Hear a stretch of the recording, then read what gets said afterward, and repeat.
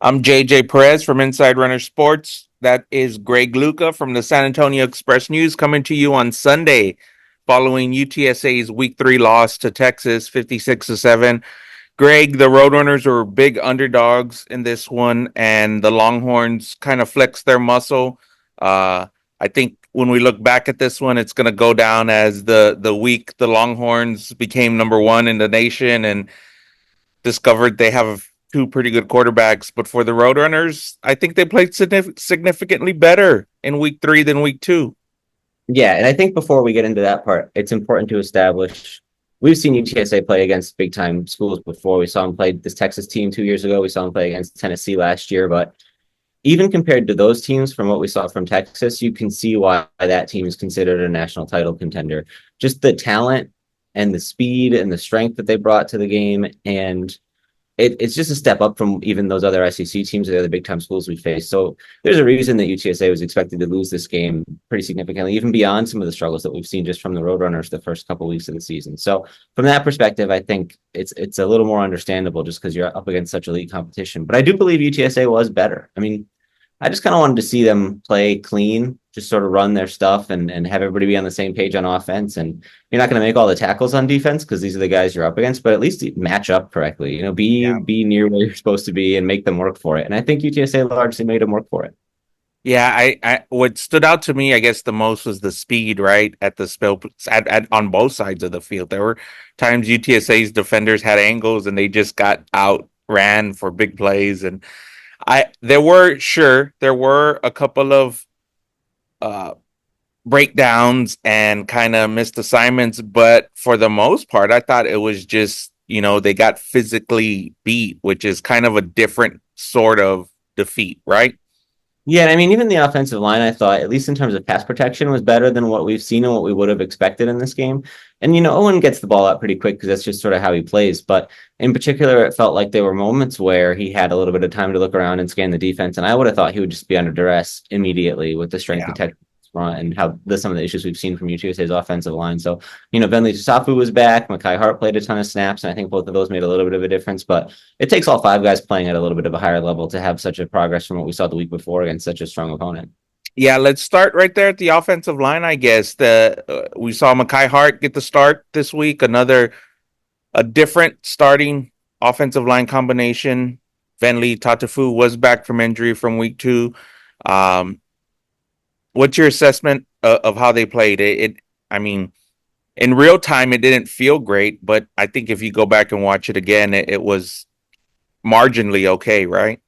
Yeah, I mean, obviously people are going to look at those short yardage situations where they weren't necessarily able to create a push and just sort of hard way that thing up the middle with whether it was a sneak that they didn't really attempt any quarterback sneak or if it was a dive up the gut and I think they tried one of those and didn't get it and they had a pitch play and they didn't get it. I think there was 3 or 4 of those scenarios where if you want to be critical of the offensive line, you would say, oh, they didn't create some push there. But what do you expect against Texas, right? That's just going to be a hard thing to do. So generally, I thought the run blocking wasn't ideal, but they did enough that Robert Henry was able to break open a pretty big run.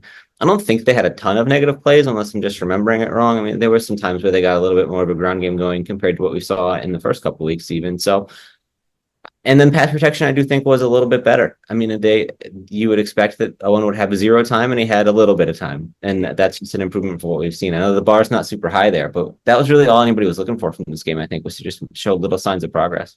Yeah, last week Jeff Traylor said that maybe grading this week was a little bit different, right? Maybe on a curve. I think those are my words. And I mean, to me, I think we saw incremental improvement from the offense. You saw some passing, some rushing. I mean, I'm not trying to sound hyperbolic, but that Robert Henry touchdown may be kind of the turning point of this offense, right? Like up to that point, what has that ground game been able to do? And I think that may kind of jumpstart that unit specifically. Yeah, and I don't feel like there was a lot of times where, like compared to the last couple of weeks, we were questioning Owen's reads and where they were going on the option plays and just sort of how they were getting their screen game set up that they were outnumbered. I mean, it felt like they were outnumbered anywhere because of the speed and the athleticism part of it. But there weren't as many glaring things that I thought seemed like they should have been done differently or weren't what was intended. There was one play like on the first couple of drives where I think the play started and then two of the offensive linemen didn't move right at the snap. There was some confusion about the snap count with the noise or whatever, but they avoided penalties and they generally just seemed like they executed what they wanted to do as well as they could against an opponent at that level. Yeah, I mean, for me, it's harder to evaluate the defense, right? We saw Danye Taylor return to the lineup. Obviously, that's a huge emotional spark, I think, from a leadership standpoint that I want to kind of get into a little bit more this week about his return to the lineup. In pregame, you saw the team huddled around him, and he was, trying to fire up the team. And I think if that's one area I could point to that's kind of been missing this season for the Roadrunners, I think that's it. Yeah, we talked all spring and into the summer about the leadership part, and then I just kind of got tired of beating the drum on that, and so eventually we let it go. But I do think it needs to be revisited a little bit because we knew they weren't going to have personality wise or even like experience improving it on the field wise guys at the level of Frank Harrison or Rashad Wisdom, and so to have somebody like Danye who at least makes some noise out there, I think could be impactful. On offense, they might still be looking for who that guy is going to be, but I always feel like maybe coaching can supplement a lot of that too if necessary. So yeah, you asked about the defense in general. I think when you see something like Isaiah Bond catch a little swing screen pass and take it 51 yards up the sideline just because the angles that UTSA takes, it's not like anybody else they play against. So yeah, that one's understandable. They gave up a 75-yarder where it looks like somebody, I think it was Jamarius Lewis, was at least covering him, but he tripped, and then the guy looks like he's wide open. And you can start nitpicking little things like Arch Manning keeps on the read option and runs for the touchdown, and Elliot Davison probably had a shot to tackle him at the next level and got beat there. And maybe you should be fast enough to catch up to Arch Manning, but he's a pretty good athlete from what we've seen so far. So I don't think there's much shame in that. You go back to the early scoring drives, Texas just kind of had to put some plays together. It wasn't like there was this huge breakdown. They gave up an enormous chunk gain, and the only one I would really highlight, if this were a closer game, it would have been more noteworthy. But they had a 3rd and goal from the 19, and I think they did a 6-man pressure, and you really don't need. You just open yourself up to giving up a touchdown play there. I didn't love that call, but I mean they lost by 50. Like that didn't change it. So just generally, I do think that they, again, like we said at the top, they made them work for it. You had to break a tackle to get a big gain. You didn't just have nobody around you for the most part. Yeah, we saw former UTSA outside linebacker Trey Moore play against the Roadrunners, but I don't know that we heard his name called too often, right? So that's kind of a credit, I think, to UTSA a little bit, right? I mean, if you want to take a small one there, but what did you think about seeing Trey opposite of the Roadrunners? Kind of interesting there. Yeah, there was really only one standout play. He kind of came off the edge and blew up a run in the backfield. And other than that, you didn't notice him too much or hear his name called much. And I think I doubt that they put any kind of extra focus on that or game planning around him. It's not like you can work away from him and towards somebody else because they just have so many great players all over the field. So generally, it was just sort of interesting to see. I expected a lot more. It seemed like a kind of thing based on how UTSA had performed previously that he could have had 3 or 4 sacks in this game. So for him to not come up with one, they did a better job against him than I was expecting. You mentioned improvements, right? I don't know how much of it is. I mean, did Texas have 12 tackles for losses or something like that? And I mean, I don't know how much of that is an improvement, but penalties were improved, right? I want to say punting was improved a little bit. I know there's still issues with field goals, obviously. I mean, you want to get into special teams a little bit here? Well, there was only 3 penalties for 32 yards to a point, and if there were any pre-snap or post-snap, it would have been maybe 1 or 2. I don't think that. I think that from what I remember, they were all kind of within the run of play, which are the penalties Coach Traylor has most emphasized hating are the ones that are pre-snap and post-snap that come down to just discipline and focus and things like that. So from that perspective, it was an improvement for sure. I think that's something they can be proud of. Punting, I don't know.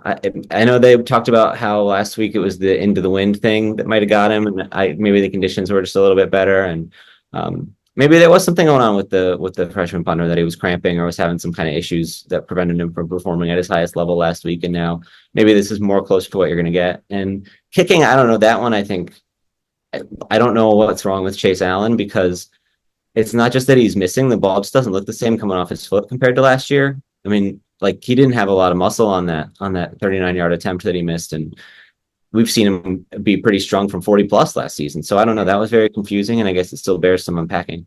Yep, we'll see how that develops. We did see another kicker for the long attempt, and we'll see, I guess, if they decide to make a change there. Greg, how are you feeling? How should Roadrunner fans feel coming out of this one? I think you and I talked off air. I don't know that anybody around UTSA is going to feel real good until a few weeks from now. But I mean, you're back at home next week against an opponent that you should win, pretty largely against, and you're kind of through this little gauntlet of the non-conference schedule. So how should the Roadrunner faithful feel today? Yeah, we talked about after Texas State that basically this was the kickoff period for UTSA having 3 weeks to clean it up because you're going to lose to Texas and you're going to beat Houston Christian. And then you have that last week of practice to get whatever you need to get together. And then you go play East Carolina. And that's kind of where the season really starts now. So I think it was a decent first step in that regard, just because they played clean enough that if anybody was really worried about Houston Christian giving them a push, they played clean enough that their talent will beat the teams that they're better than, if that makes sense. That they're not gonna hurt themselves or lose games that they should win on paper anymore, based on yesterday. Obviously, they could still take a step back or something like that, but generally, what we saw yesterday, they're going to be good enough to beat the teams that they should beat, and I think that goes a long way in this league, where there's a lot of teams that they should probably beat and that don't have the kind of talent that UTSA has to match up against them. So, if you want to back off of conference championship expectations, obviously Memphis and Tulane look pretty strong out of the gate here, and so UTSA has some ground to cover to be able to play at that level, but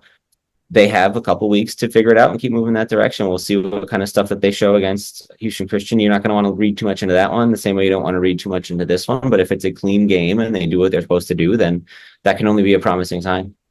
Yeah, I think too that it's important that, again, I don't know how great everybody's gonna feel after Houston Christian, and even if it's a kind of a sloppy East Carolina game, right? I think all you just have to do is keep in mind that the schedule is not as difficult as it is, right? I mean, this has probably been the worst 3 week span in the Jeff Traylor era at UTSA, right? So they're through it now, and they just got to start building up a little bit. And I know that's difficult because you could sense the fan base is kind of just on edge after these last 3 weeks. Well, and the season's not that long is the other thing you have to consider. We're already a quarter of the way through it, I guess. So certainly the conference season is the new goal of when to be ready, but it can't take longer than that. Like by that point, you got to be ready to roll. And I know they have the open week after that, so they should make some progress there. But generally, it's not like if they lose the East Carolina game, it's very hard to say, oh, they're still figuring it out. Like that's the point where you kind of have to have it ready. So I get your point, but I do think there's probably a little more pressure on them than that. And Jamal Ligon mentioned it after the game, and I think it's just obvious in the way Coach Traylor talks about it, although he would probably never admit it, but they expected to be farther along, I think, than where they are. I don't think there was a huge understanding that this was going to be this kind of learning and growing process. And that's sort of the correction, the retroactive retelling of kind of the season to give them the benefit of the doubt on that. But it doesn't mean it's not true and can't happen. It just is sort of a reaction to the level of play that we saw against Texas State rather than something that's always sort of been what was expected. So I don't want to get lost on that part too, because, we're giving them the benefit of the doubt for saying that they need some time to get it together, but that wasn't always the perception. Right.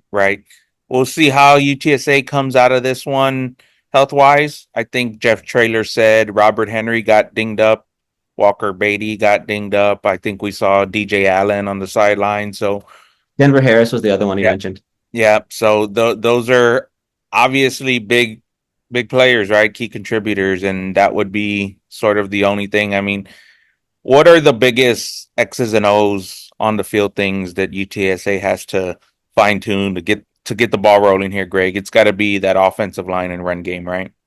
Yeah, well, the offensive line is big. We talked about that at length already, so I don't want to rehash that. But I do think one thing we're going to have to keep an eye on is the explosive plays. We haven't seen a ton of that this season, really in any of the matchups. Obviously, Robert Henry's run yesterday was big, and I'd have to look at the stats again to get a more detailed picture of how many explosives they actually have hit this year, but it hasn't felt like a lot. Yeah. And when the offense is having to grind it out down the field, that is a hard formula to execute when you can't necessarily trust your protection from play to play. You really need, I feel like it's probably more important to have a consistent offensive line to pull something off like that compared to when you have a home run hitter that you can sort of, if they do it right, 1 out of 3 downs, it could be a big play. If Yep. you need to have that blocking and have that hold up on every play, then it's a little bit of a different formula that requires a little bit more attention to detail and some success with that guys up front.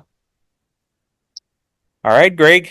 I think did we hit on everything? The Arch Manning game, UTSA kind of survives that one. I mean, I don't want to take credit, but I feel like my hottest take of maybe ever may be this Arch Manning quarterback guy. So Yeah, we'll I think it's going to be. I think that situation is going to be talked about. I think it's fair to say you don't need to listen to us to hear what Texas is going to do at quarterback. There's people who've been watching those guys forever and have a lot of thoughts on that. So go somewhere else for your Quinn Ewers and Arch Manning takes. I think. Do you want yeah. to talk about Pac-12? Oh yeah, for sure. Pac-12. A lot of wow, a lot of chatter around that situation, right? I mean, obviously UTSA is in the mix per sources, right? And it sounds like things are sort of happening, right? Yeah, I don't know what to make of it. I think the rumblings around this Pac-12, the additions of these four Mountain West schools all came together really quickly. It sounds like Yeah. I don't think there was a lot of understanding that this was going to happen until just a few days before. And so then you start looking at who could be next because they have to get up to 8 to have the number that they need to be recognized as an FBS level conference by the NCAA. So obviously people will kick around all sorts of different candidates, like UNLV makes sense and Air Force might make sense. And then people will talk about Tulane and Memphis from the American. But if they wanted to get into Texas in the central time zone, a lot of people talked about UTSA. So is it a good move for the Roadrunners is an important question. I think at least as of the day of the announcement, it didn't seem like there'd been any kind of direct contact or communication between UTSA and the Pac-12 from what I had gathered. But I don't think that's probably true for a lot of the teams in the American, at least as my understanding of it goes. So the interesting part that they have to calculate is just what is it worth? First of all, is the Pac-12 brand worth more than the American brand? Obviously, it has a lot of history, and that name still carries some weight. But the league that they're putting together is not going to be something that exists at that level of what the historical Pac-12 was. And so, I think like a lot of these decisions, I think it just becomes a math problem. If UTSA gets 8 to 10 million in media from the American, what is the Pac-12's new media deal going to be worth? It's not going to be a P5 level media deal, but is the numbers I've seen people estimate is like 10 to 12 million annually. So then, okay, if you're making an extra 2 to 4 million annually, it could be an extra 0 to 4 million annually, like it just depends what kind of arrangement they reach. But then you take that math and you say, well, if we're going to have to exit the American, how much does that cost us?